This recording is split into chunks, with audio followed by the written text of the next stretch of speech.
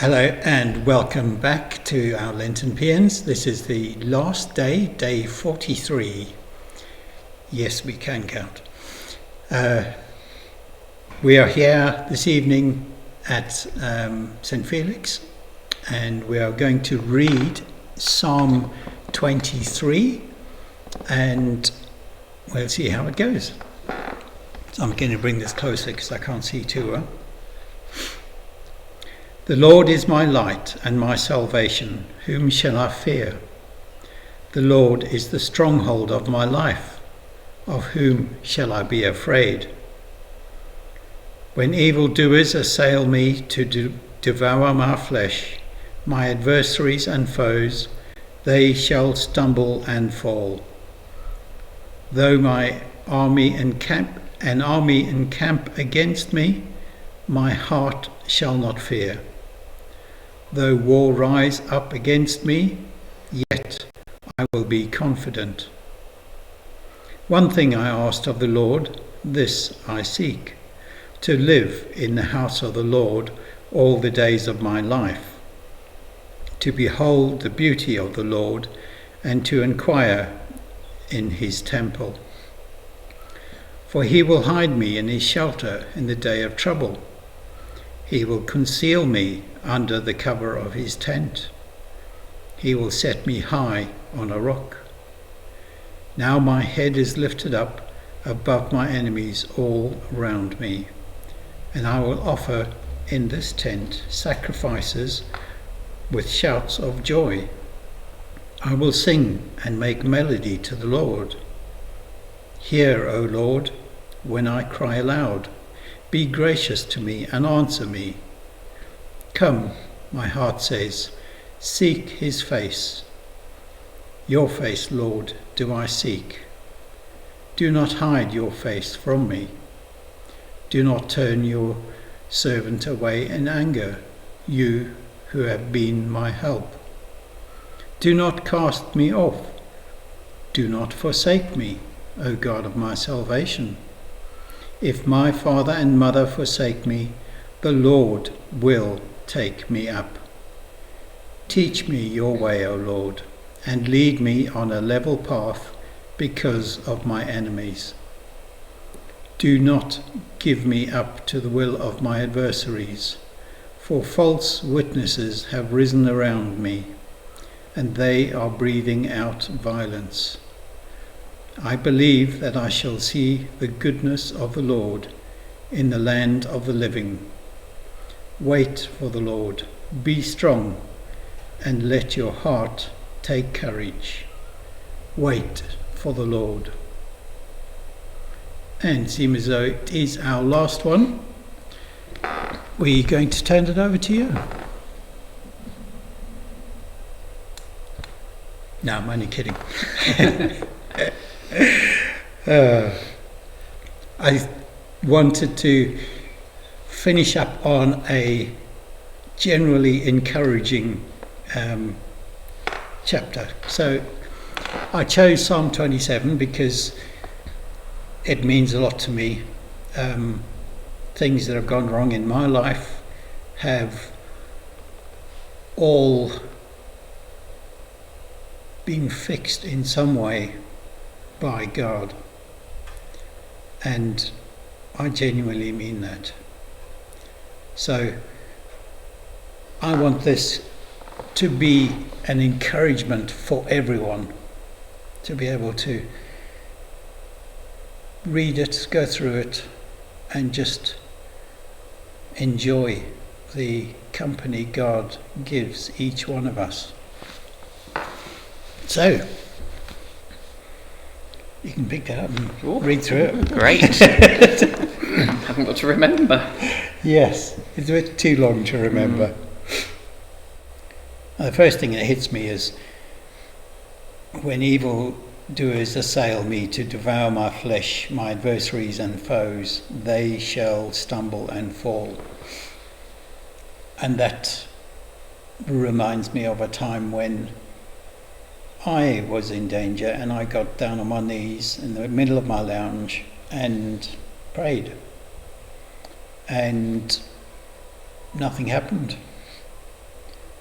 until a few days later, and I heard that the person who was going to come and beat me up was confronted by something else and couldn't. So there we go. Yeah. Saved your bacon that day, didn't it? Yes. I suppose that sort of comes into that verse 5 there. For he will hide me in his shelter in the day of trouble. He will conceal me under the cover of his tent. Yes. It's that sort of a really positive image of God as protector. Yeah, And definitely. sort of surrounding us in those times. Yeah. And this is the type of verse that I was clinging to when I was in hospital. Everyone else around me was saying, don't know if he'll make it. But, if you just cry out to God and expect an answer, then he will give you an answer. Might not always be the answer you want. No, it was very uncomfortable for me.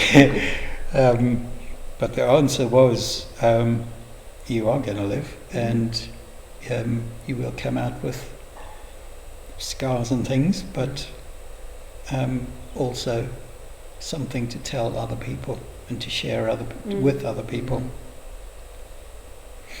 And I think that's the big thing with this passage, is that actually we do cry out to the Lord. We do shout in times of sorrow and actually know the answers that we desperately are seeking aren't always the answers we get. But they are the answers that he needs us to get. And we might not understand that at the time, but it might be actually your situation's giving you something that you can relate to someone else with, or actually it's giving you a sense of direction that you perhaps wouldn't have had without that, and that can be difficult. Yes, can be very difficult. There's all sorts of stories from hospital, but we won't go there. I very much like the fact with the Psalms in general and this one, you can just be who you are. Yes. If you're angry, you can be angry. If you're joyous, you can shout for joy, and and you're accepted. And it's not as though we have to pretend to God, because doing so is God will see through it. And I like that fact that we can be authentic in front of God, and there isn't a right way to pray that you need to do X, Y and Z. You can just get there and pour your heart out. Yes. And I think that's all he really wants from us, is for us to be open and honest, because he wants to be open and honest with us. I think it's like we've said on some of the previous videos, authenticity with each other, with our community, but actually with God too. He doesn't want us to try and be this perfect image of what a Christian disciple should be. We're made in his image. He just wants us to be us, warts and all, as the saying goes, And then Jesus himself cried out, didn't he, on the cross, my God, why have you forsaken me? And even Jesus shows it's okay to call up to God and say, look, God, I'm in a really difficult place at the moment. What's going on here? How can you help me with this? But then, as we've said in previous videos as well, to stop and wait for the answer. Which can be hard. Yes.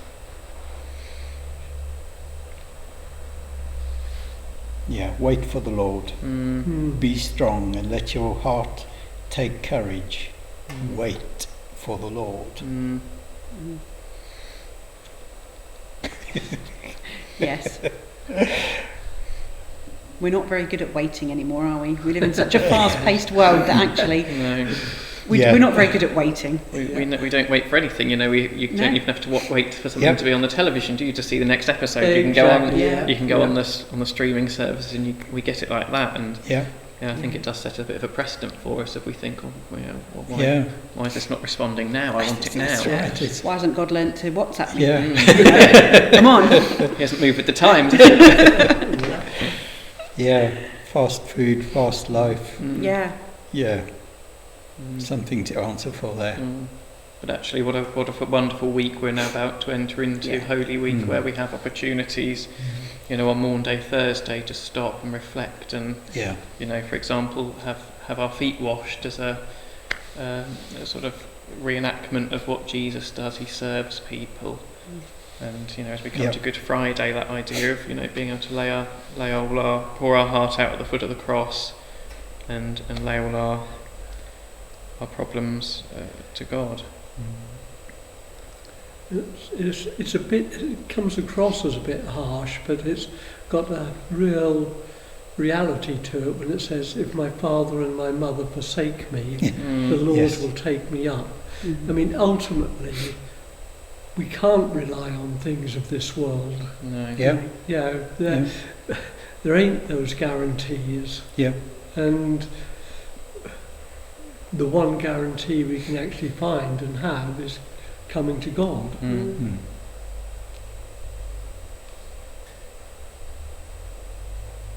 Which I think is quite difficult again in this day and age. We're so much invested in what's here on earth now. As we've said in other videos again, what the cars we can have, the gadgets we can have, the stuff we can have. But actually, that stuff, it's not going with us beyond where we are here on this earth. Well, I think that is a good point to bring a close to our Lenten Paeans for 2026. Thank you, Brian. I got your name right this time. Thank you, Greg. Thank you, Charlotte. Thank you, DJ, for doing them. Yes, thank you. It has been amazing.